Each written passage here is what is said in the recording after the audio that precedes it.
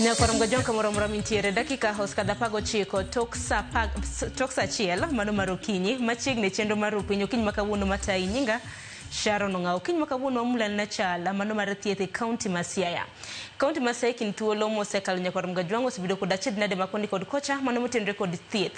Mokwongo gin chal mago mag ng'anyo mag nurses e kaunti ma Siaya. Ka mar ariyo wach mago mag jotije manyawawa, jotije mago mahao 300 mabende osebedo ka Thieth e kaunti ma Siaya nyaka sani iyango ni gin jotije mago manyawawa. Kapok anyisi welo mabende ntiere godo Nyakorom Gajwang', wawinja na report mago mag jotije manyawawa e kaunti ma Siaya gi ginero mabende jata chenro mano mar boda e kaunti ma Siaya nowacho. Ma en report mano mar Steve Biko. Chieng' tich abich juma mokalo, ten kaunti ma Siaya kokalo kuom migawo mandiko jotije e tich nochungo jochiw thieth mane tiye rang'iny mopogore e ute thieth mopogore e kaunti no kitudogi ni gin jotije manyawawa. Odiochieng' ma kawuono jochiw thieth go nochungo chenro mapile mag ohala e bomano ka gidwaro ratichgi kokalo kuom ng'anyo manochopo nyaka e od bura ma Siaya kod apisi mar gavana James Orengo kama ne gichwalo ng'ul margi ka gikwedo tend kaunti no kuom buogogi bang' chungo rak margi mar tich ka koro gidwaro duoko ewi mibadhi malichno. Justice and accountability for the 382 unjustly branded ghost workers in Siaya County. E kinde no ne gikwedo weche manyocha wachi kod apisa mochung' ne board mandiko jotije tich e kaunti ma Siaya, Wilfred Nyagudi, mane owacho ni jochiw thieth go noyudo tijegi e yo mabandia kata odoko ni gisetiyo kuom dweche 9 maonge kata osara. Kalure kod Emilia Nyango, onge jachiw thieth moro amora mosedadhoge gi apisas mag okwach kich ewi mibadhi mar yudo tich e yo ma chik ok opuodho ka koro kwayo tend obila mondo tim nonro ewi kaka ne giyudo tich kokalo kuom tend kaunti ma Siaya. The CEO of the Siaya County Public Service Board over the media claimed that the Criminal Investigations Department, also known as CID, assisted in verifying fake appointment letters and forged signatures. This statement is not only false, but a deliberate attempt to criminalize and intimidate us. Here is the truth. Number 1, no CID investigation exists. To date, not a single health worker has been contacted by the CID to record a statement. No one has been arrested or charged in court over this alleged forgery. Ewi mano, negi kwayo gavana ma Siaya James Orengo mondo kwagi ng'uono ni mar nyingi gi oselandre marach kalure kod kaka apisa mochung' ne board mandiko jotije tich e kaunti ma Siaya nolieko ni negi yudo rak margi ka koro giramo ni gidwaro osara mar dweche 8. Public apology from a governor of Siaya for the humiliation and defamation suffered by 382 healthcare workers. 2, immediate payment of 8 months salary arrears on to each of the 382 workers. Number 3, unconditional restatement of all 382 workers, not to settle a few or other original opposition. MCA ma Siaya Township obiro tare mano riwre kod gito nyiso gino mare ni tend od bura ma Siaya biro luwo mibadhi mokwako kaka nondik jochiw thieth go e tich mar neno ni giyudo ratichgi. Nimeleta petition, kesho nimeongea na speaker Said, nilikuwa nakuja hapa nikaambia speaker petition imekuja tayari. Sasa kesho saa 8 tuko kwa bunge la Siaya na maneno yetu ambayo tutajalia kesho ni maneno yenyu. Agenda yetu sasa kama watu wa Siaya hii wiki yote ambayo tunaenda kuwa assembly ni maneno ya watoto wetu. In any case assembly taamua mkuwa invited, msiogope. Mkuje tu hapa museme ukweli. Mage biro kinde ma board mandiko jotije tich e kaunti ma Siaya to ramo ni mana jochiw thieth 220 ei 502 ema nondike yo makare. Steve Biko, Ramogi TV, Siaya. Nyakwarom ga jomo ni kaka chal mar wach ntiere kaunti ma Siaya nyaka sani jotije go dwaro mar mondo mi giyud ratichgi kendo ndikigi tich e yo makare. Duto to biro bedo kwatwak e ng'anyo mago mag nurses bende kanyakla koda okang' ma bende duol mochung' ne kedo kod mibadhi EACC osekawo mano mar nono chal mano mar thieth e kaunti ma Siaya. Kiny ma kawuono Nyakwarom ga jwang' antiere kod welo ma bende wuok e kaunti ma Siaya Nyakwarom ga jwang' ma bende biro bedo kwatudre godo. Achake gi Chris Owala ma bende en jatatije riwruok mong'ere kaka Community Initiative Action Group bende jakedne ratich oganda e pacho ka. Owala kinyalo mana winja amosi ni oyawore ichio nade kintiere studio maro e kaunti ma Kisumu. Achie maber Sharon, ibe ageno ni chie maber. Achio maber, erokamano ahinya. Wachaka nagi chal mar thieth e kaunti ma Siaya kurka kori nene nade? Sharon, wach mar thieth ma Siaya koka kora ok maber ahinya. Ing'eyo maber no thieth en jatich, ok en building maonge jatich. Kama wuoye ni nitie od thieth mang'eny masani moko lor, moko jotuo ok nyal yudo konyruok kaka dwarore. Kidhi Papo Riang' nolor chakre tich abich mane jogi oter dala. Kidhi Kunya, kidhi Usigu ok ti maber, kidhi Ostande karibu te mane jogi tie nikech ne nitie jomoter dala gi moko ne gin nyaka in charges. Koro ng'iso ni sama en in charge en mene kifungu mar od thieth kanyo. Kuonde moko nobedo expanded kaka Usenge en dispensary chon. Koro nyocho bedo expanded to health center nikech jotich nyocho medre. Koro gima timre en koro giro duogo level 2 kaka mane gi aecha. Koro wach thieth ma Siaya ok kama ber nikech ji 382 kama gi ae ok tin. To wach thieth no ok en gima osebedo marach machakre sani, en gima osebedo ka ok ber to koro rach zaidi nikech jotelo ma Siaya be ok gin bothered. Koro gin joma chalo loko ohala kod ngima dhano. To Owala kurka kori ineno ka gima gin ghost workers koso gin jotije manyawawa nikech gisebedo ka giywak ne ok nyal luongi ni gin jotije manyawawa to gisebedo ka gichiwo thieth e kaunti ma Siaya kuom thuolo mar dweche ma 9. Sharon, a ghost worker en ng'ama ok dhi tich to yudo pesa. O jatich manyawawa en ng'at ma ok dhi tich to yudo pesa. To ng'ama dhi tich to kumi pesa ok nyal bedo ghost worker. Aparo no ng'ama wuoyo ka ng'at ma jatije ma bodno en ye ghost worker nikech ok ongo obed kanyo mokwongo. Tich sheria ma chik wacho no acting position en dweche 6. Ka ng'ato bedo kamoro higni 4 to en ye board, to en ye secretary, to en ye jakom ma board, en ye timo gimoro amora, oloko gino gire mar timo gik odwaro. Board no en ye board, en ye gimoro amora. Koro aparo ni tie ng'wekni e assembly, kech assembly onego oversight kaka board tiyo, nitie ng'wekni kuom governor. Koro gimiyo bwana miluongo ni Nyagudni thuolo ma wuoya kaka oparo, kaka wiye okete, nikech gik mowacho ka ok en gik ma dhano dwach i TV kata station kuom gimotimore Siaya. Koro aparo maber no en imonego dhi dala to jomoluongo ni tich manyawawa gi ok gin jotije mag nyawawa. Nikech ng'ama tiyo o claim no county SHA.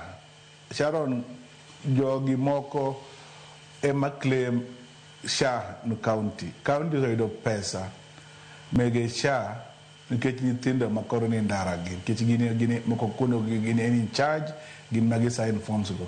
Mar ariyo, level hostel obedo upgraded level mar 4 level mar 3 nikech jotije gi koro gin magimiyo county kara choko revenue Siaya wach thieth to medre koro gin to kunyal chulgi koro nyisore ni county ma Siaya ok oketo ngima dhano ma Siaya mbele. To nyakorom Gajwang' mar mondo mi yangre kata mana ni mar mondo mi jopiny yangi ni nitiere jotije manyawawe e kaunti ma Siaya kaka iwacho nyakorom Gajwang' en wach ma bende nowach kanyo kod apisa mano mochung' ne board mandiko jotije mano mong'ere kaka Wilfred Nyagudi e kaunti ma Siaya ma bende kaka TV mar Ramogi nyakorom Gajwang' nwagwele mar mondo mi ochope twak makama odiochieng' ma kawuono kata kamano nodagi gwelo marwa. Wawinja na ginore ma bende nowacho kotenre kod jotije magwe kaunti ma Siaya ma bende osebedo katiyo kachiwo thieth e kaunti no. Mano Wilfred Nyagudi.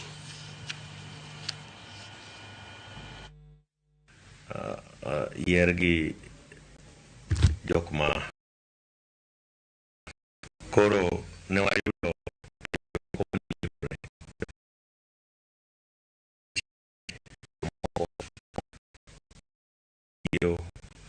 e migepe mag thieth to ne pok ochulgi osara kuom dweche mang'eny to ne wakawo thuolo mar timo nonro ni to jogi dibed jomage kendo ne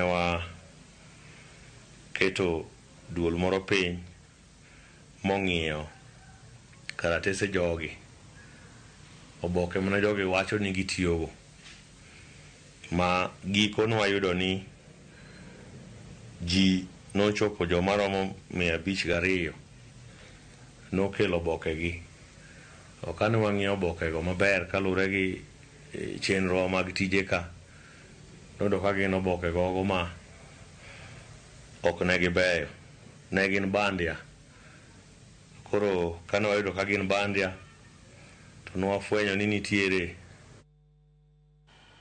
Nyakorom Gajwang' mano kanyo Wilfred Nyagudi ma bende na pisa mochung' ne board mandiko jotije mane kaunti ma Siaya. Injo kanyo ka bende owacho kanyo mar mondo mi ne ging'e na nitiere jotije manyawa Nyakorom Gajwang' magi jochiw thieth ma bende osebedo katiyo e osiptende mopogore opogore e kaunti ma Siaya ka koro gik ni koro gidwaro chudo mag-gi eka gitimo nonro to giyango ni kargi nantiere jotije maromo 500 kane gitimo nonro oka giyango kanyo ni jotije 382 ne gin jotije mago manyawawa mok nego bed ni chulo osara. Penjo maduong' ni services ma bende gichiwo osiptende makamage owinjore chulgi koso wuoyo ng'ano ndiko gi tich to ng'ano keto gi osiptende mopogore opogore. Mane thor wach ma bende oganda osebedo kata mana ka penjore. Owala kapok apenji kata mana penjo makamano arwaka nena bende Francis Otiato Nyakorom Gajwang' en MCA mano ma Imbo East Ward. Otiato geno mara ni chiwo makare kintiere kaunti ma Siaya machiegni twak.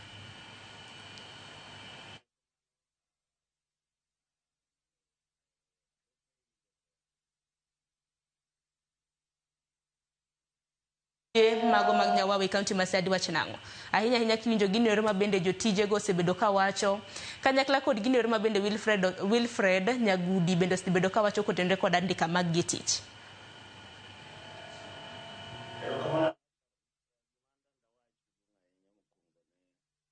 Nero kamano kuom kilo bakari mondo wako en gimo ma of better ahinya. Actually it is so shocking ne we no discuss wa China ni ege sane awinjo concerned ma wuok kuonde moko, you know, as assembly nyo wari to mondo me wayud report. I might simoko nyalo bedo limited mondo me alosi wach ni ahinya nikech en wach mabiro before us in assembly, but kalure gi gima dhi nyime gi story mwasewinjo, we will make a comment about it. Ingene kiwacho no ne and okadanda watch in this one kata we are happy about the statement mo winjo kuom our acting CEO ne ngato say to you over 9 months, then you do watch on after 9 months mangano osebedo katiyo correct realize and fake wasebedo got issues, wasebedo got some of these people have been heading some of our institutions and they have been introduced to banks as signatories to those banks. It is matama aparono okbera enya. Nyo wawinjo achana uon kaka MC Maimbo is kendo chairman Legal and Justice Committee wasayudo complaints and katano beniti jowa moko mawuok Imbo East as their representative mosekelo no issues maggi ka complain ne ngato sebedo katiyo en kod employment letter. He reported to the station, obedo deployed, and not only once. Or the one polling center, again one station, like I say, ngato ndeka uono to tere Madiany, obedo transferred from Madiany to Usigu, from Usigu to another station. Then after 9 months, it was ngane is fake or ngane is nyawawa. And these are some of these guys are our the residents of Siaya. Some of them are citizens of Siaya. In either way, getting good qualifications to get a bedogagitiyo. Apparently, it was so reckless. Mundo wa make such a statement. But agimanya law actually siche moko. Nitire jo manyo sende ki nyose you opportunity modoji county government through either ways gini system ibroido kaseje moko kuom gi wa heading hospitals. Either you ngane and a head of maybe a clinical officer, head of this particular facility, and a head of pharmacy, and is a head of maybe this. So by the time this particular facility, he announced Nijogi are ghost workers. Gimatem Regan, those facilities are shut down because the management is gone. It's not a good thing. To me, I'm only urging, well, we are doing investigations as a county assembly. Joko should be involved in such particular practices. No, as assembly, as we move on, what are they onto? Joko Monday came and head our facilities, marrying to these signatories to the accounts of this particular facilities. One could new facilities should be promoted, and people are employed and deployed there. Couple one could joke called fake papers, and it's in this matter. It's not about fake paper and about fake employment paper. To fake employment paper, we are talking about and fake employment paper. Mangatu wukgo mode. You know the process. Marwa makawaida mar employment. Ibro kakane say you do barua mar employment. They go to the station, they go to the department. The department must receive another communication from the public service board.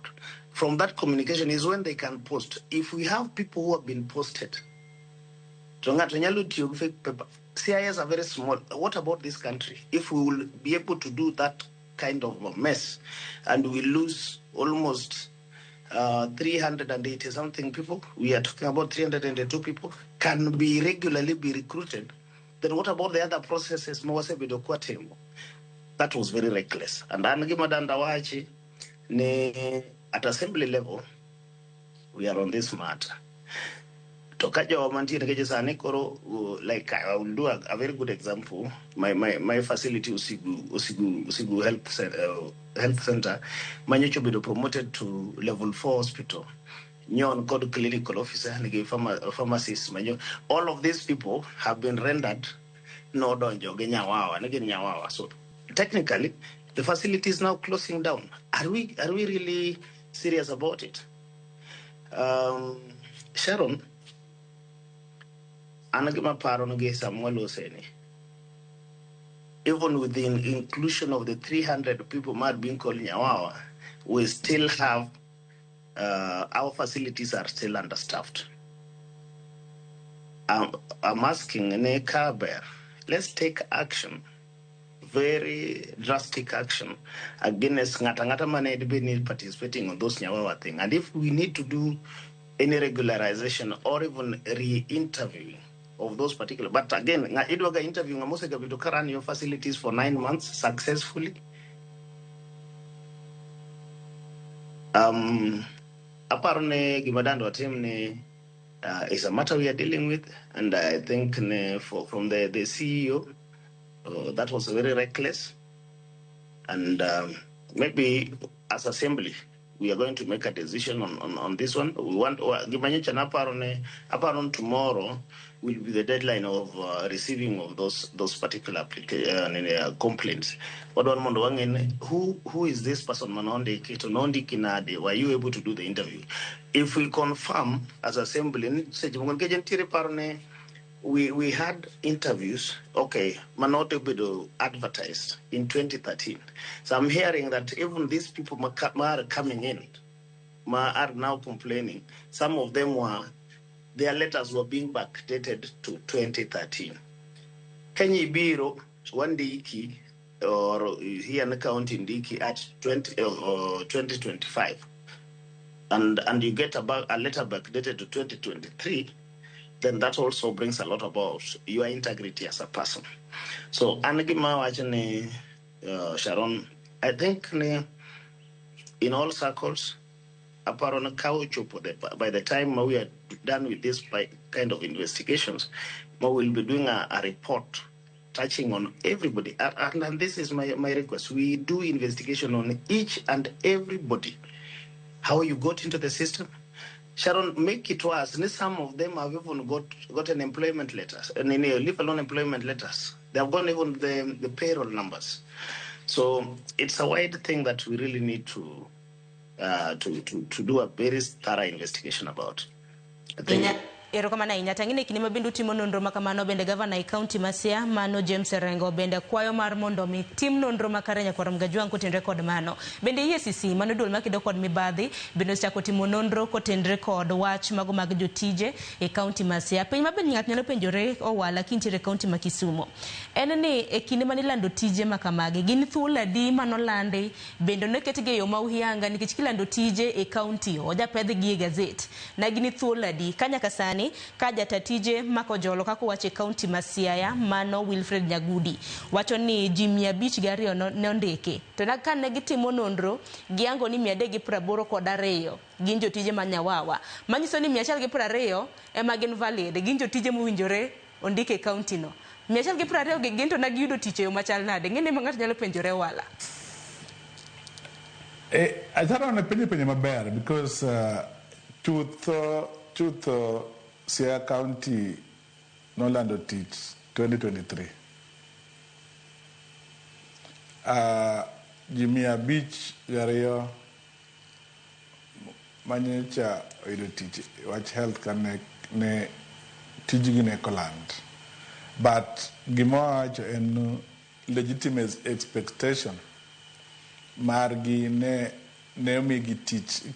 Sharon Tie Jimoko maneti a board, a contract. Koro in their mind, negingeyo no gibedo regularize, mundo koro gibedo permanent. Kich negi already giserve facilities moko. Yomoko nyingi neni board, no timo interview. So negi in their mind, negi paron koro board replace G. Koro give opportunity, mamondo gibed you teach makare.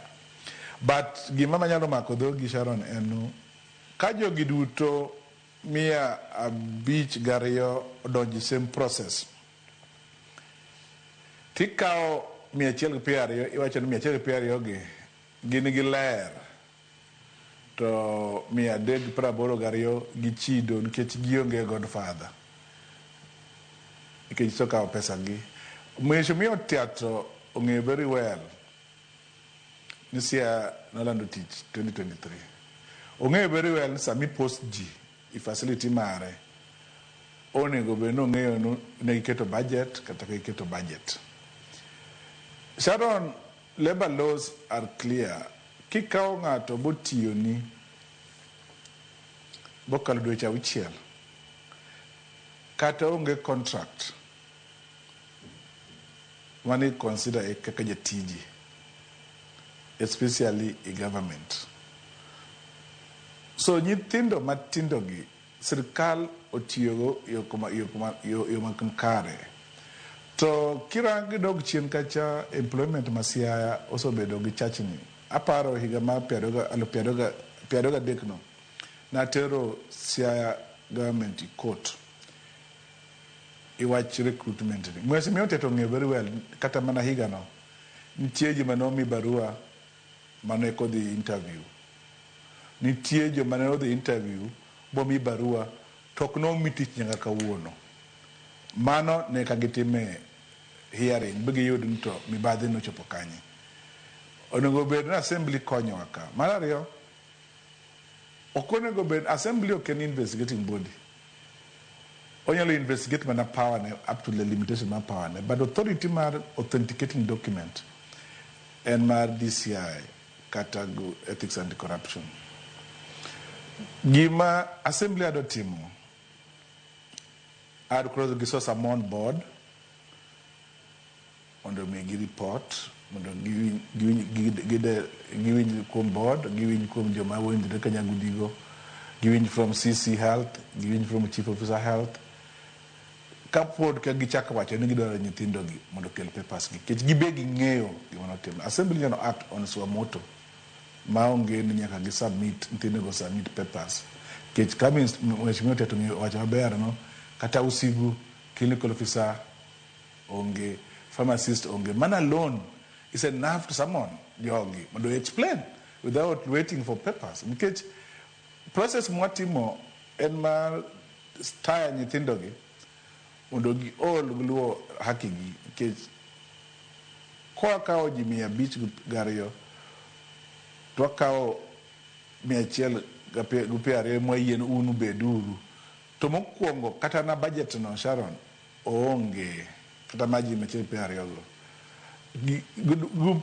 Dwaro gima ng'eyo no health department ne dwaro staff 30. Koro mibadhi mantie ni meno mi wachopo kama wachopeni.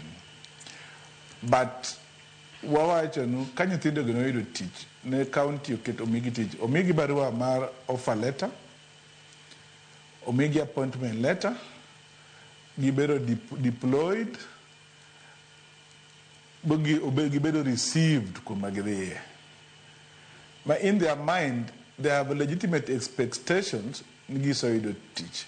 To gima lich en kuom gimoko ouso nyaka lopgi mondo yud tijigi. Moko ouso giki mang'eny mondo yud tijigi. To ok en gima wendo kuom assembly. Ging'eyo kech gidak kuondgi. Koro ka gin representation, onego bed ni giso samon migepi nigi, bigi winjo duondgi, bigi samon nyaka governor. Kitapao migi masamon nyaka governor. Mondo gini onge kore matut. By grilling nyithindogi, nigi bi achiel kachiel, is traumatizing them further. And moko be uluor, no wadi wachana igidhi timo genade.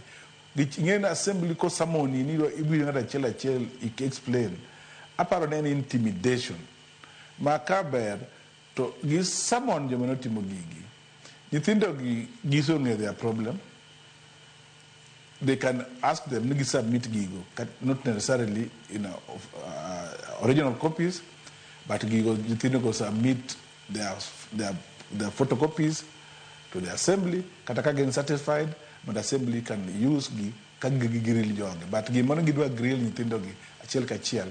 Taparo no en gimoro ma gidwaro harass nyithindogi for no apparent reason. Kisomo mingato nyaka employment number. Sharon, on 30 June, there was a deployment letter Manobedo issued with the Department of Health. Manyithindo gi nyingi gintie mobero moko bero transferred. Koro ani transfer nga manyawawa according to Nyagudi. Aparo Nyagudi ni also overstay in pinche don jiwie. Tapa assembly be protected, maybe otimo ni hatchet work. Eyomiyo okaginyal mule. Aparo nuken kama sirikal tie maber. Nyagudi koro ni dala kata ketimo nonro ni. To kapod gintie office to wawondre iwachni kitnya adier nyaka wawachi kamano. Mana penjo mabende ipenjo wala bende ma oganda mapacho ka penjo rahinya bende duol mochung ne ndiko duol mochung ne mibadhi mochung ne no mibadhi pacho ka EACC bende penjo chakro doche makinye EACC bende biro bedo ka chakutimo nonro hinya mago mag jotije county ma Siaya hinya jotije mabende koro liekore ni nochiwo mibadhi moko kuom gi bende iseyo godo county ma Siaya ni samoro bende ne gilando tije mathoth kipimo kod mago mabende nanitiere. Kokamano ne korom gajwang' adwaro mar mondo mi wawinja nani EACC to wachang'o kotenre kod timo nonro e kaunti ma Siaya bende giwacho ni gibiro bedo ka gichako chakre odiochieng' ma kinya. Gibiro bedo ka gitimo head count, gitimo weche ging'ane na weche motenre kod mibadhi dibed ni mit bilie moro nochiw kapok nomi jotije gi tich e kin mamoko. Wawinjana. We want to request those affected Kenyans to support the commission, come forward with those employment letters, and we should be having a head count in the course of this week. We will be calling upon all those employees, 500 of them, so that we pick from them all the documents and subject them to, scientific verification to get to know who was the originator of those employment letters. The commission will take appropriate action. Those ones who engineered this scam will be sanctioned, and we hope in the end the amount of pain that they have caused to our brothers, our sisters, they will face commensurate consequences. Otia to iwinjo kanyo ka duol mochung' ne kedo kod mibadhi pacho ka EACC bende osacho kanyo ni gibiro bedo ka gitimo mibadhi, gibiro bedo ka gitimo nonro. Un bende kaka county assembly nuwacho nutimo nonro magu. Uneno ka duol mar EACC ka timo nonro bende biro bedo ka konyo u ahinya e yango maling'ling mantiere county ma Siaya.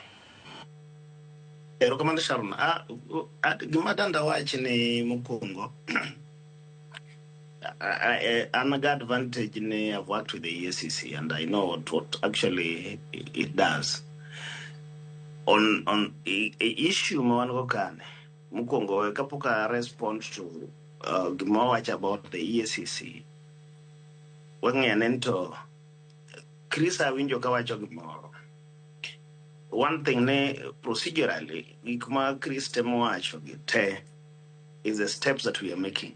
Ne and again, king'eyo the nature of gik matimrege. Nitiere kinde moko Sharon, an asebedo ga advantage moro ne other than working na nitiere kinde moro manatimo story moro. Kinde go katiyo gi police mar dialogue convict. Dialogue convict nati atimo investigation mag tije moko mag nyawawa inagi manetimre Kenya mangima. And we did a very big story with the Nation Media Group on which Magandikogi. One got a very good starting point. To Gimawachane Nyaka Assembly Katakoro Kamose Chopeni what deal got the situation mokoma Gimadanda Gomb Nakaka Winjoka Usiepa ma Jatende EACC wacho. Ne wame joage korosa ne korocha kose pukre. There is no shortcut. Either nyakibi wache no adir igimano timre or you forget about it. Okay, kigonwa koko kamora mora. Luong bia ne monde wache no adir. Me wane a very straight issues manotimre. No luongi ne donji tijini na ngoto ne pesa dima ni yoto nigole kanye to ne miyo. Because Sharon kiwinjo ne this particular activity ne imi barua mobedo backdated from 2023. Nitiere very strict issues. Chris temo wache to okokele ma clear. One ne sabanyo mi barua Monday 2023. Mibiro. Whoever was doing this posting, magoli one polling center, magoli makore select moga acceptance nini beende ko 2023 tokane ende ko 2023. Whoever is this chief officer is now posting you the letter Monday 2023 ni enga to beende no ndiki 2023. Were we having budgetary line for employment of that number in 2023? So why now? From that alone there must be something. So I'm in my sitting Kamabetigi. I also have some of the documents. There are people who believe on us. So we are also getting the documents. The question is, mubedo backdated to 2023. You never checked on that he posted. Can check redeploy in another station after initial posting? How did you do this with that initial letter? Tonga nomanel also this fake document was backdated. So if it is a cartel running around, then this matter will be sorted. And Sharon, I still believe this one is a matter that we are going to deal with conclusively. And not only in health, we look at all the other departments. To Skapono Yudoka, our team were not involved. For now, I can't say our people are not involved in it in any way. Nikechi, Kaponijoge, like whatever is in my possession, is even deployment letter reporting to the police station, to the workstation. Kangani not the board reporting workstation. To be routine Keberwa. Namanondik 2023. How are you deploying it in 2025? So some Biro 2025, what does that mean? Ne Samanga and do we want to pay from 2023 to 2025, even if this letter was backdated for any other reason? Yogi are not meaning well for us as a county. And I know, and this is what I've in a few times I've been able to talk with the governor or some of our very close friends who are inside. Ne ngatumupid affected with all the allegations masane mayudo. Okengamoi County Machielo, Genjo Siaya. And these people must get justice. But Chris Wala, from his statement, what I'm saying, allow us as assembly. It's not about you must have known more illegality. 2025 2023. Tibende kamainti, you're just okay. You don't know what you are also doing an illegality. We are not torturing you on anything. Come and tell us the truth. We are after ensuring that you deliver justice for you. Because Sharon King, Chalo here says, where is the witness? Oh, I know Kachiwo Pesa. Oh, no, me Barua. So all these people, well, Mnakagaja ESC cha wacho. Ne adang to a bomb. No mondo wakonyere. Mondo wa stop this matter once and for all. But nyaka wabende ngano mother no mondo do you the justice. Ibe bigilwedo maler. Yinana akato na koso. Gajingen koruse jamoke pro idoka from next week. Upon tomorrow is the deadline. My receiving of these complaints. From next week, I go to a job yobi. Tongamadu will grow up here before you to getting any way to say wukoko. A TV is a new one theory. One camera moranga to Wangata you work. To Samakuru Kinyodo Chapo interrogation. And I want to tell them, Jokuma Yobido affected it. There is no shortcut. You are not going to get into the system. You are not going to come back here. So give me Tim. Be watching what dear. Why will you suffer alone? Just come and tell us. We're watching it for the future. And we still have a deficit. And we still have a deficit. In whichever way, the system, run our accounts, for the 9 months, successfully. Let this passport be respected, or me and a fast marriage but must be done procedurally and in the right way. In can you walk the person you don't want to face us head on, or you don't want to face our partners, you have a problem. In no manyoro, amua, te you don't have to 2023 before you in 2025. The post mocking to be both barupe are genuine. One could watch. We will not allow no Siaya or suffer in any other way. And we will not allow no facilities or manucha one go manu corona called. Do you know Nikatanda 300 Masan in Tirel? Manu Tio, you get you. They were not ghosts. Nature again ghost kiwacho no ghost and ngano mitio mecholo maunge matemo. Techulo getting on the system. To my Mati Makede station, because they know duty roster, you know, Kopang duty and he reports on the duty and he has his achievements every day. That is not a ghost worker. To Samido Wachananga is a ghost worker. To Kapunyo Geo hospital, because the news the Democrat administer medications. Jedi mose bedo mobedo diagnosed wrongfully or momiango a ghost workers me wacho nwage. It is not right. But responsibility is both of us. Nano manyo biro manyo mitich. How did you get it? And Sharon, onge torture mawamiyo yawutwagi. Gini koro se katre lwedo ubie ngata manyon kod wach mora mani chunye. Don't feel, because it is what it is. Nyaka kura ngibie mondo wach no wadier. Mae gima ne en. Anto osiepena na uso lupa ka to na uso man ke to na dia neno ngane. Samang we deal with those matters. Do you know even the EACC has nothing. They will not do anything about this matter. Kapo no ko woko mo wacha dia nkeche mostly I see from the statements what will come out when they are no kolande. It is a criminal matter. Ngatubiro 2024 2025 wajini neno tichmano land 2023 chenya logandiki kel pesa, so that we push this matter wajinu bana ngata manoka pesa kuoku chini kucha wateri the police station report that is a criminal matter, not even an EACC matter. It's a criminal matter. Umark record ngama no umio pesa monditere for either offenses of obtaining, offenses of personation, also they go deal and criminal matter within the DCIO or within the police station levels and not at the county. But do we really want to go there? Ngatumobid affected. Imagine, Sharon, the amounts that I'm hearing being quoted around.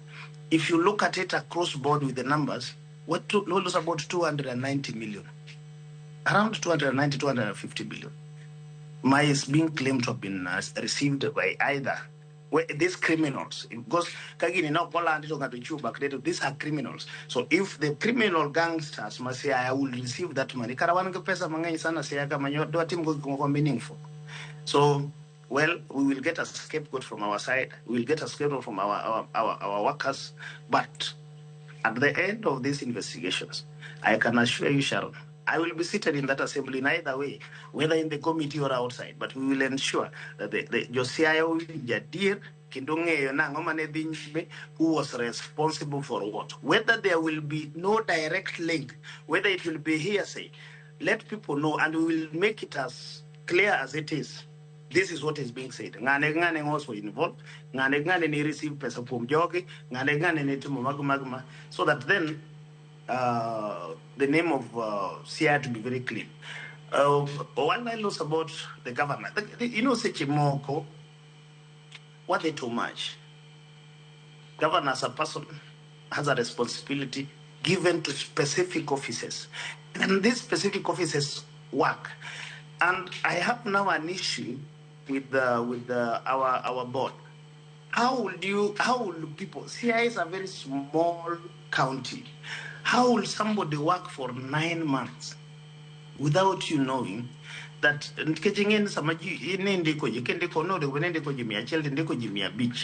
is a huge number? You must have been aware of what is going on. So, I will not say, but we are going to talk about this. Sharon, we are going to talk about this. I hope that when we start these proceedings, we should be going live. Ramogi should be here with us in all the proceedings from day to evening. Every witness is doing their accounts. Every document is being verified. What they shortcut. We are not going to please whoever did this mistake. No golo pesa nemoro. Not what on the system through backdoor. We are not going to please. Ngano mano receive pesa. No wonder your Siaya nyalo me obi teach. And not only just Siaya. And Sharon, do you know the extent of this damage? Ne awach ni ngato nyo tiyo kamoro. I can tell you this in without nene. I'm going to say Namrogo Nasim Bana in Chiga Netio kama no resign. Nikejene koro yudo tinyo no tiyo Eldoret nadwa no bi dala machiegni. To na yudo ne chukoro resign kuchobiro. This person was employed somewhere or resign bubiro nkechukoro yudo tich.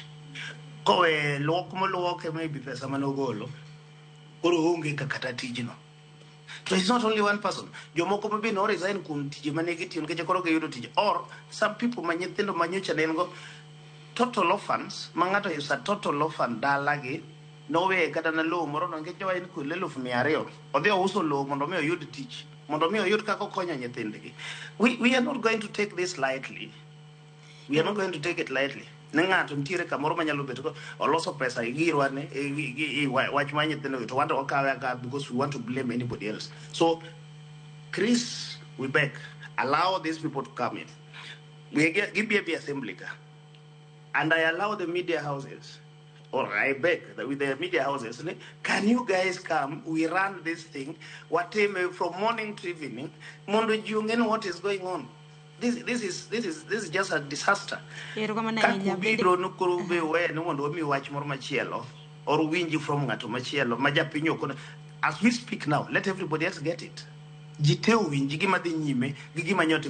you will realize maybe not only in Siaya, this thing happens across these counties. Can we put a stop on it with this matter Makoroti Siaya? Thank you, Sharon. Ero kama na inyoti ato to bene mena geno marwa ni jotije go mano 502 biro bedo ka wuok oko mano mar wacho kaka chal makamano no bedo nikech ok gidimana koro jotije 382 kende mwalose kaluore koda EACC gidwaro jotije te nyaka mago mabende wacho ni koro no puodhi mano 102 ma 120 mabende no puodhi gin duto te bende nyaka koro gichiura yanga mano mar bende lero kaka gin bende ne yudi tich nyaka ronga juanga med oro ote yoro no elai magote machoka radi kauchiel no mbui mago ganda bende chenro makama biro ni achiel kachiel mbui mar Facebook, YouTube kanyakla kod mbui mar Citizen Digital. Yena mar mune ka yo matina ngini Chris Awala isikore gitwaka ka yo matina dugo kuomi Chris Awala kanyakla kod ote mopogore mabende nyipora mgajuanga oro kik dhi mabora.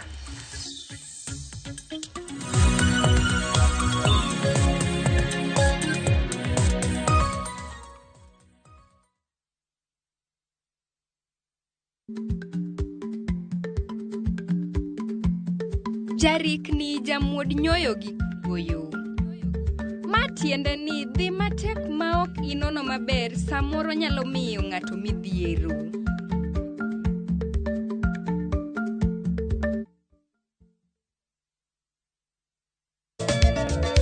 Machigni nyakoro monga juange chenro mar Goma Owake. Wok tich akelo ni mix bokwe. Ekaito tichario. Reggae Owake, yani tunaongea na Majar Rastafara. Lafu ticha dek nyakoro monga juange. Akelo ni mana yani ngeni baka giwasani. Ticha Ngwena is kama nene, yani kitambo zama za kale. Alafu Friday, si unajua tu Friday tutafanya namna hii. Nyakura magojong Friday siku zo wake. Sapar kidaka paga beach nyaka sapaga Rio kod an PDG Papa Vic, yani ukipenda mzee kijana.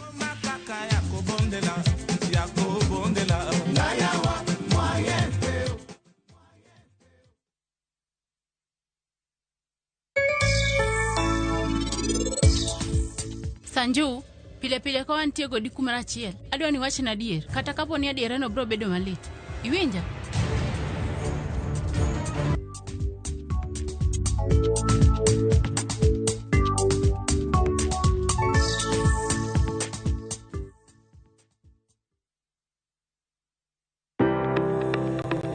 Ringreni wuoyo.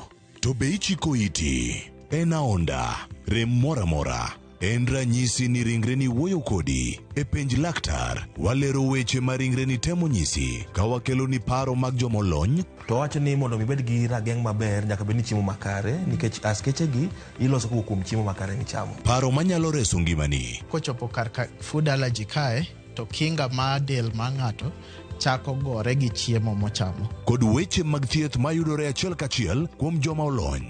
Nyalo bedo ni ng'ato nigi ratil man malo. Koro konyono to choke cartilage ka toyore konyono nikech ratil mare man malo. Mano nyalo miyo bende ng'ato nyalo yudo arthritis no. E penj laktar gi Ruth Otieno, wuok tich nyaka tich abich saa 12 odhiambo mana e Ramogi TV.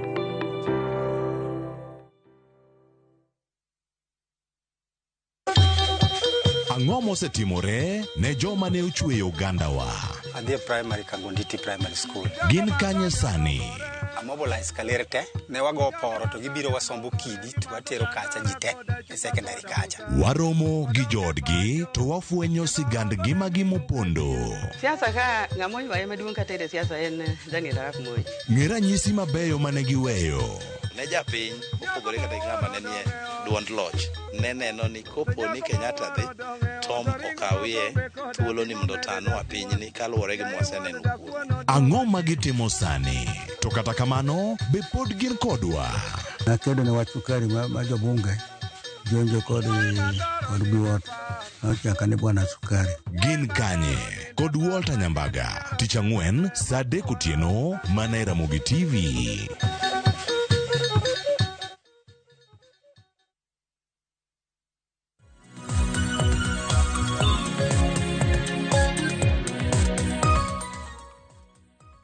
Nakoronga jong machiegni okang' mar ariyo sa osekadho apar tok sa ariyo mar okinyi. Wadong' gi matin e dakika 20 mondo watiek twak marwa kotende kod chal mar thieth e kaunti ma Siaya. Narwako ote magi Nyakoronga jong mani yore lai mago mag ote machokare deka 6:00 mbui mago mag oganda bende no kioro ote mopogore opogore. Kinyalo mana ketna moko kuom ote hasomo owala kanyakla kod otiato ka wano yudo thuolo bende biro bedo ka duoko moko kuom ote magi. Alano, iwacho ni Mr. Thieth, why can't you MCH someone Mr. Nyakundi, Nyinge Nyagude? Mano Public Service Board Chairman. Aya. Kopogore gi mano benda tengi, iwacho ni Kenya ka sana Siaya ka jo siasa wakoche sawa. Japiny hinyore, jok moko to chamo pesa moko tiyo. Maluchgi ok ochwerie. Nderni richo, chirni bende richo. Ruth Thieth iwacho ni onge wach mar ghost workers. Masiani en mana okora gi mecho. Ero gise expose the so-called ghost workers. Koro, gitang' ne jopiny ghost bosses. Nikech ne ok gidonjo kendegi, nitiere joma nobedo involved. Asomo temo gika paro mar Jared Odhiambo. Jared Odhiambo wacho kanyo ni County Assembly of Siaya has failed terribly together with the top leadership. Aya, mago duto te hang'eni otiato nitiere County Assembly ma Siaya kaka MCA mano ma Imbo East Ward obiro bedo kod duoko wakati kamano ohala ni winjo ginero mabende otiato sibedo ka wacho ahinya nyaka duore koda nonro mabende gibiro bedo ka gitimo e kinde mabende koro nonro makoni kod kocha pod itimo ne jotije e county ma Siaya. Akel wach makamano dani wach nango kaka ja Siaya bende kaka jakedne ratich oganda i pacho kae. Ya Sharon, onge kaka assembly kod ethics and corruption the team parallel nonro. Assembly nyalo benefit from report mar ethics and corruption kech ng'aman go duol mar dayo document manyalo authenticate document en mana ethics and corruption. Ado bedo gima ber ka committee mar otiato otiyo kanyakla kod ethics and corruption mondo ne tung wach gima rach ahinya Sharon en assembly ma Siaya is also guilty as charged nikech ok inyal dhi luongo ji plenary gini no better deal go in a committee level the number 10 samiso kete ingen committee in a quasi judicial ikawa nyathi manyowe school nyoro my pesa por recover from shock tidwaro grill in the plenary mar assembly. I think oken gima fair kata otiato ng'eyo maber mano is intimidating. Nitie many ways ma collecting data ni ka ethics and corruption dware to ka gin gi power ma yudo kech gin investigators ginyalo authenticate document ang'wat in the assembly kawo report gi Molo Assembly will launch a parallel investigation. The same people give midwaro no ethics corruption or interrogate. The same people midwaro interrogate. They are young people, for heaven's sake. Kaya ngato ka antanyalo confront that committee, that plenary, and I can. But jogi, what torture gi for no apparent reason. Assembly kagin genuine nigidwaro konyo jogi kawuono ono ben giso samon the board anendo kende konya Jagudi ken chairman ma board Jagudi en acting chief executive officer. Gimotia to nego wach non to ngani act forever kose gini ne en ma wuon gi. Nikech sama ngato act en gi limitation. To sami act itimo maricho mondo koro jogi bosses nigi oneni imitimo ni abe mondo chieng' mondo poka gi pari. Koro mana be miyo jatich ok ti independently. Professionalism koro lal. Koro kaber Siaya I'm taking to theatre no gitemie girang gi commit Siaya mondo yud jatich mogurre yo makare ma permanent moloyo ma act kaka jagudi makoro act bugino donji wiye. Aparo mokwongo ade gi sosa on board by now ma jagudi no bedo ngandala nikech ok nyal timo investigation asaran ka suspect moso bedo mention in office aparo mano wawuondre kendo wawuondre kabisa kendo wuondo Siaya kendo wuondo nyithindo gi. Mar ariyo en the truth en pesa gi gin karibu milion 200 guye kaka mheshimiwa Thieth wacho no. Pesa gi jogedo go jotimo gik mang'eny neno ineno Siaya moka unyono gedo onyiego ute Kisumo moko gedo Kisumo gin kuonde ma ji neno kama nyalo yiego Thieth en truth must be told. Kani chiwo pesa main hour of reckoning en timo ko ma ok nyal avoid mondo gini ochop kama wayode wachope kukune mondo gini chak timre ngata ngata. What truth must be told and truth ni emnyakwa wache ma joma no chiwo pesa gi they can be protected and giwach no the truth ngama no kawo pesa kama kech kata wado we gi wan go pesa moko mo ng'eyo mane oro jomoko but aber kadiero moy laro kech kasaro nyithindo gene dakidhi hostel bidonj makumi barua kata askari de nyal yieni kech takidhi kan penni dhi kanye koro ka ng'ato donjo bo tiyo bo bedo welcome bo deliver onyuolo nyithindo nyuol ka nas ni mocholo nyithindo masani dweche auchiel gi nyithindo madongo dweche 8 gi nyithindo madongo nasni koro sani doga wacho ne en yawawa nikech koro nyathi cha ne onyuol so nyathi cha ne konyuol ja sha manji ngani o claim bank account mani kete ma introduce en signatory cha ni kete nango koro tab ne entieno bodwa tiyo ganyagudi oloko gire to otiyo go konyo jotelo gi moko kata mheshimiwa moko nosona ng'ato koro koso soni ng'ato ng'achabo son ng'ato koro onu koro kunyal wuok buk kwere ngini rach dog dala with aside mondo waid kama kore koro gimo kwayo sarnenu this case ni ntie element ma DCI kako tetochono to ntie also part mar labor relation ngato so bedo katiyo ni employment and labor relation act wacho ni ngato so bedo katiyo ni en legitimate expectation the only thing minyalo timo en inyalo confirm ni case the process no koro does not determine case also donjo tiyo pokichunge for that time and on their side then legitimate expectation to the truth and kata jimi ariyo para boro gi pod ket Thieth ma Siaya pod jotich nitie gap megi wach thieth and gima dotim nono megi jotich Siaya duto oko bedo limited to health mondo yud jotije moko nitie manyawawa that's the truth to yud moko mane ondik makonego ndik nikech gima gitimo onge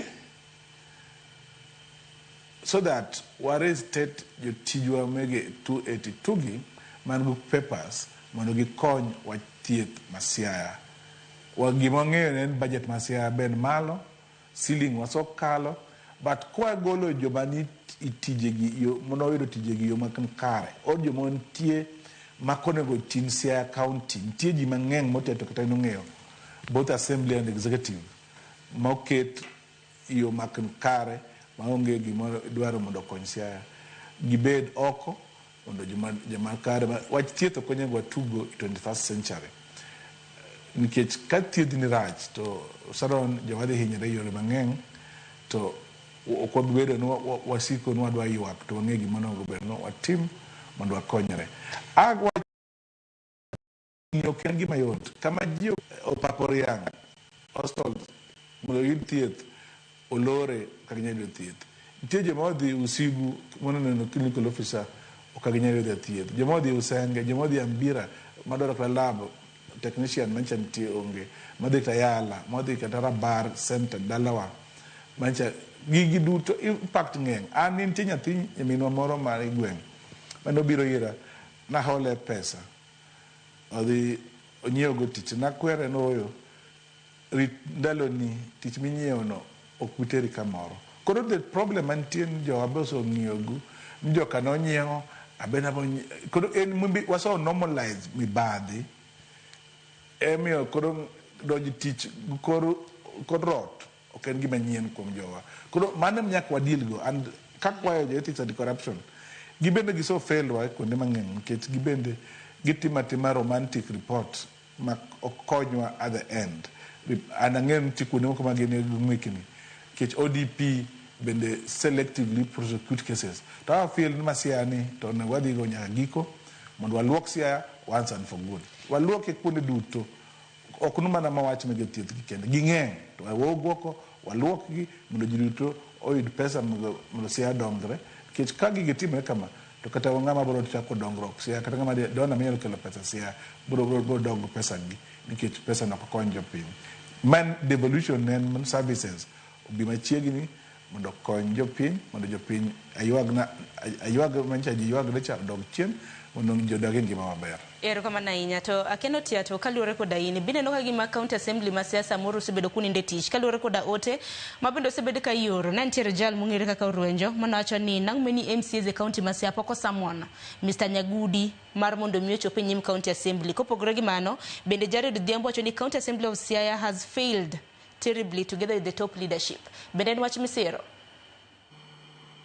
Taron no daka ser kata daka cheli you don't get involved in criminal activity taibiri you are blame at machielo samanyi ni wuok apaya ni kigini mugore simu miwuok kidhigolo pesa ora di petrol station ulo di to court kuwach pesa ni.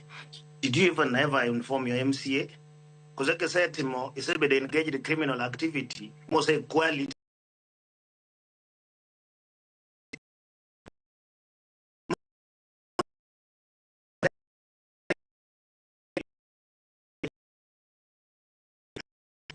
ne jowagi josiasa wakoche. Was there any politician an gima dagombo ng'eyo ne ere MCA manyi dhire mowacho ni kaw pesa iter ne ng'ane? We deal with that particular MCA or ng'ato an ka kotiato koro ng'ama nya wacho ni ng'ane igocho na mi tich taori ir ng'ato ajo ng'ane koro kaw pesa ni iter ne ng'ane. Call me out. Wacho tiato nyadwaro tich tine manye wacho na ter ng'ane pesa. But once you have gone on your own secret missions, mutimo giku koro olware chuodho kendo kuro, ta ubiro Brlem Assembly, that is not right. Number 2, Chris, gima watimoni, kawuono kata kedhi Labor Relations Court or whatever nini idwaro mondo mi okonyi, good court, they will ask you if you ever exploited the internal mechanisms. The internal mechanisms you are talking about here is now, other than the normal procedures, assembly is part of the internal mechanism.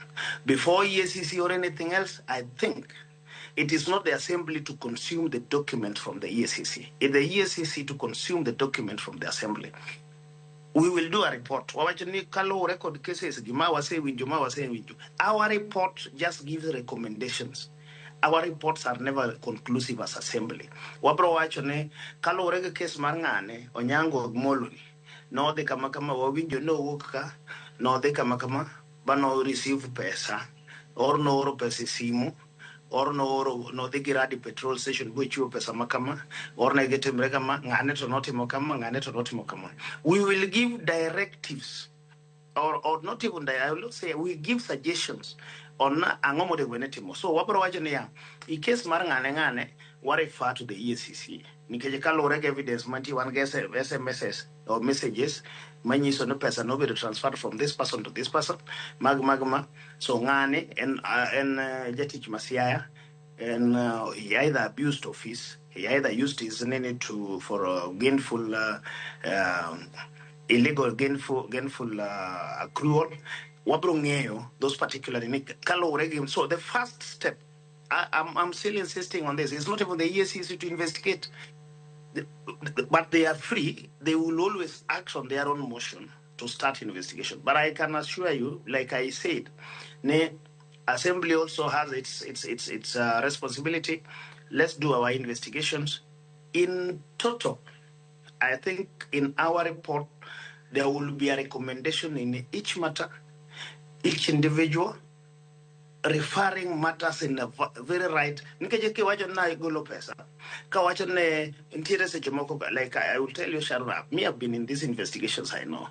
Might be there is no eyewitness, na achiwo pesa kamoro. But we want to do triangulation to position the receiver and the claimant of giving out money in a particular area. What do keto accused and accuser in a particular area? Never already police station makama. Can we do triangulation on either forms or not to put all these people at one point? At that matter, Okwabiti Mayor Assembly, because we don't have that capacity, we'll refer that particular case to the DCI. Triangulation, at this particular time. What is the data communication between them? How is the transfers? Ayangane no receive. Nikajentire kataka ni receive pesa through conduit. Nganoma no receive pesa ni.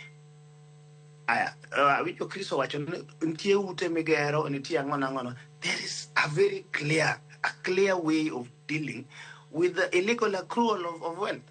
We will come to you and know ni gedo igero otma 10 million. 10 million now tell us pesa nenye usango. To work kure samanyo usoma, did you declare your wealth?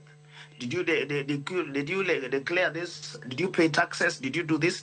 So whenever we will get, those are very clear. And now actually, these are very clear matter, very simple and very straightforward.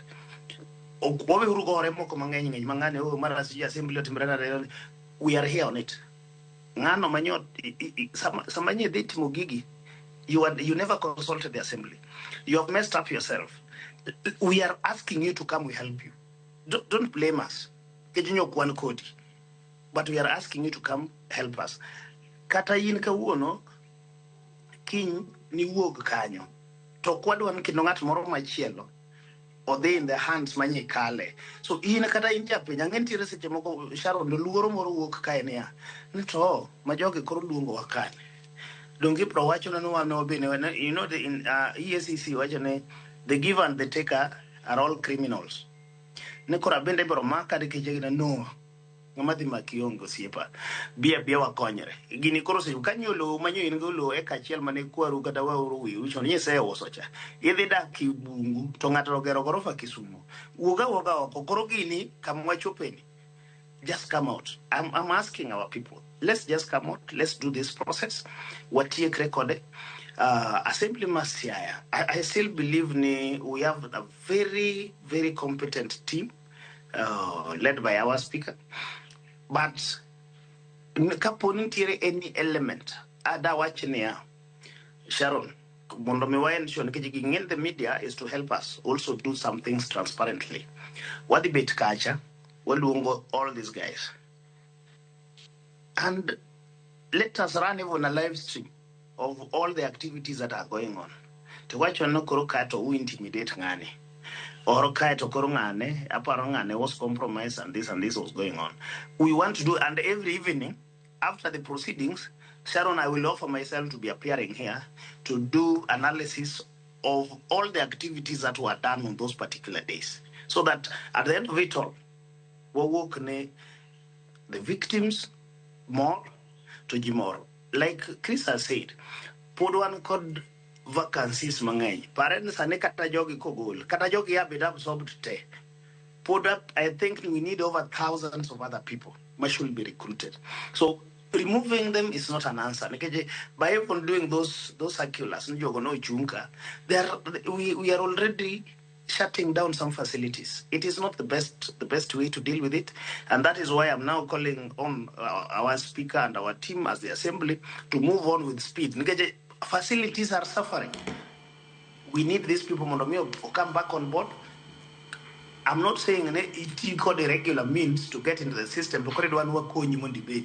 You must realize ni beni koso to some koso ni tangoma not imre. Let's just get that clear then, and we will only also appreciate them can in the right in daktari mo puonjere maber mo timo somo maber manyodi go yudo tich dala. Otiatero kamano daro mar mondo mi wa TikTok makama nikech koro thuolo semewa wang'wa. Koro en mana geno mar wasingo kaka isewacho wan ka mano mar nyiso jopiny kaka chenro makama gibiro bedo kadhi nyime. Kata kamano owalo e kin thuolo mar matin e dakika achiel adwaro mar mondo wa TikTok makama giwach ni mogik bende kik wi wawil ni nurses e kaunti ma Siaya bende ywago reyo ni sirikand kaunti ma Siaya ok osebedo ka winjo ywak margi. Negi nochiwnegi thuolo mar ndalo 30 ni ywak margi biro bed ka itieko. Negi chak gidok kendo mano mar ng'anyo ka bende giwacho ni sirikand kaunti ma Siaya ok winj ywak margi. Giywak otenore kod deko mag chudo mag osara kanyakla kod deko mago mag chwalo omenda mong'ere kaka statutory deductions. Mano diwach nang'o giwach ni mogik e kin thuolo mar dakika achiel. Kamano Sharon, aparo ni wach thieth ma Siaya to ok timre maber nikech kiyudo jo nurses gon kare nikech kata osiepena moko matiyo kuro kin gi loan no iyudo ni pok ok ochul kituo dhi hospital iyudo ni ok ochul ni SHA. Koro gin jotije ma Siaya matek, but gima adak nyiso Mheshimiwa Thieth en nitie kiwacho ni jogi exhaust internal available mechanism nyiso ni they already have a contract with you. The contract is valid. Doctrine of exhaustion. Ma to them apply na ki agree ni mani and staff ni. So Mr. Thieth, you are submitting no yogi your staff and they should exhaust internal available mechanism, because if they are not your staff, then the court can hear them on constitutional petition and to interpret whether they had employment or not. An gima nyalo wacho en wach ni nyaka rang makore ka wan as migepi ni mege sirkal wabro dhi mbele ka tek wabro dhi odoho mondo wayud ratiro mondo warang wach thieth kaka dhi ma Siaya guwach ndiko ma Siaya holistically kod bad governance matimre. Wabibedo aside to wawe county ma Siaya nimi nam nwa watch wabro kech assembly otiatate mwacho no interest apan jo pinyo lose hope on assembly nikech historical issues magineno matimre. Koro assembly onge tek ahinya nikech gisobedo ka ginyapi tijegi and gisobedo ka giloso ndara gitimo gik momonogo. Koro jopiny onge faith kodgi. Faith no they need to work and build trust mondo jopiny obed kodgi trust. Erokamano ahinya wala, erokamano ahinya kuom thuolo mar twak kodwa kiny makawuono. Teto kwatieko wach mogik bende mula nena wach mag nurses e kaunti ma Siaya ng'anyo marge. Sharon, kapoka wacho whatever. Chris no siepna ahinya. He's been in civil society. As I said in my way, and as I said, the civil society on the other side. Now, I've been trying to protect the government on issues of civil societies. So, one see a pentika was a diamreka today, Chunita on Bomacanyon, Tika was a record, the growing area. Mind friendly fire. Chris, issues mag assembly. We don't want to get into Korokangane, Wacho Maras Yunga, no Sepido Katimangon. No, what better got the true facts. Kapon tire issue mode no deal on kichowachna dakika matin. The issue mar nurses, not only in this matter, mar nurses again, negin mar statutory reduction or what. I think this is a big matter, mostly Bidokachando all along. mibro yudo ka seche moko, and I think the gik manyo atimogo I procurement sijui gik moko matimo about the payments to our people jowaka nitiere kata last time, you know, in the last government ne wadhi mochopo kama ne wan kod arrears mag almost 600 million or something like that. Nitiere deductions seche moko yudo ka pesa mar national government olewo makobiro jogi ne oseng'ado pesa ni timogo irregular deployment of monies. Wang'ado pesa, which is very wrong from our financial officers. Ne ing'ado pesa mar NHIF, NSSF, loan deductions, and instead ngeje pesa no podi ngo at your nini pocket deposit to the beneficial accounts. Take out pesa ngeje winjo ne ntiere senyima ko function moro kamoro or ntiere emergency moro timre kamoro governor de kamoro pio pongo kamoro galo ngao pesa ni titero kucha. When this happens, banks, in fact last time no chopo kama kata even some of the banks were auctioning, about to auction jotije wa mag counties.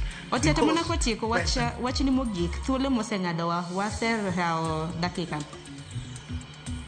And gima danda wach mogik ne well kaka assembly we are going to ensure kaka wach mag nurses magomo, we are going to deal with it as assembly.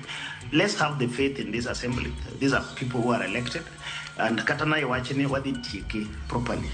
When Brochuo report, we will appear before you. Sharon, akwayo ni kawa tieko chimu asomo report. Ukiye iluonga ke to mondo report no motegi. Wabro gwili kendo wach mar Siaya hinya mag thieth mag ndiko ji e tich bendo waluwo machiegni. Ero kamana inya Krista wala kanyakla kod Francis Otiato mar loso kodwa okiny makawuono. Ne kormo jo in bende kamano dakika skadho 36 tok saa 2 mar okinyi. Wa bende waselosa langa sani kora ka yo matin. Ne wadoja lieta hosekre koda tedo gi chiemo. Kik dhi mabor nyinga Sharon Ngao.